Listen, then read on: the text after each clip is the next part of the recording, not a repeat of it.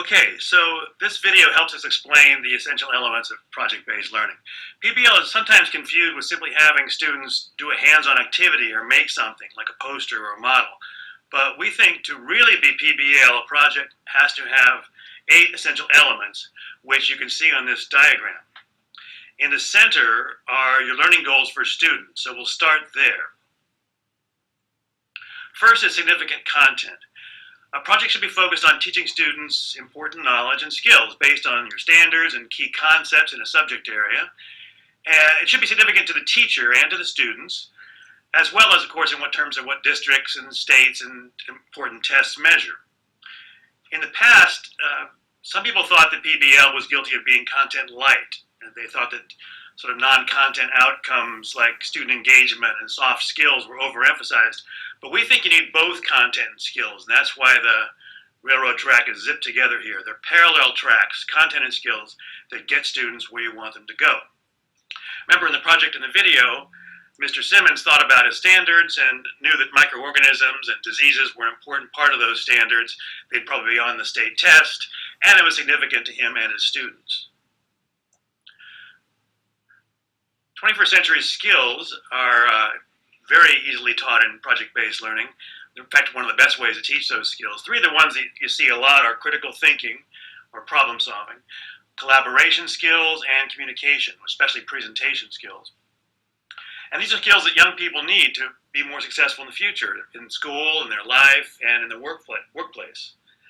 And we think PBL, as I said, is one of the best ways to teach those skills, but you need to really teach them because students can get better at them if they see them modeled and talk about them and practice them. These skills also need to be assessed so students can get more feedback on how well they're doing. And these kind of skills will become even more important in schools if they're explicitly assessed and reported and factored into grades, information given to students, parents, even employers and colleges and so forth. In the video, remember, students engaged in critical thinking and problem solving and some creativity where they weren't just following a recipe for how to solve the problem or answer the driving question. They had to think of their own products and their own presentations and analyze and synthesize information, troubleshoot problems that came up, and so forth. They also had to work in teams. They were collaborating when they did their research and created products and planned their presentations. And they practiced presentation skills when they used the internet to find information and created visual media and made their oral presentations. In-depth inquiry is required of students in a project, and by that we don't just mean looking stuff up on the internet, not just research.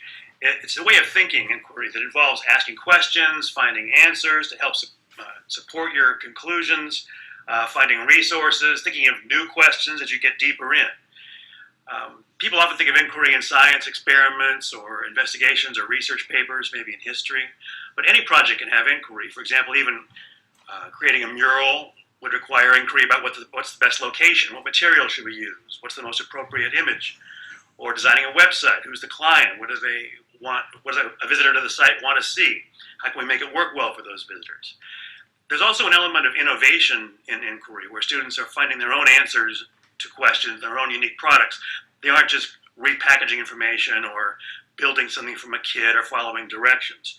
In the video, we saw the students asking in-depth questions about why their classmates were getting sick, how are diseases transmitted, what germs are, and how they affect the human body, and so on. And Mr. Simmons provided some of the answers, but also the students had to dig for some of their own, and they thought of new, deeper questions along the way. A driving question organizes the whole project. It sort of captures the issue or the problem or the challenge for students to address. It sort of frames the project as answering a question, which reinforces the idea of a project being about inquiry. A driving question has 3 main characteristics. It should be open-ended. There's more than one possible answer. It's understandable to students. It engages them. It doesn't sound like a textbook or a teacher. It sort of inspires them and focuses them. And thirdly, it's linked to what you want students to learn. To answer it, they've got to learn the content and skills that you want them to learn. In the video, the project, the question was, how can we not get sick? And this driving question focused all the work the students did during the project. Some driving questions can be more philosophical or abstract. For example, the one for this project could have been something like, how can little things have big effects?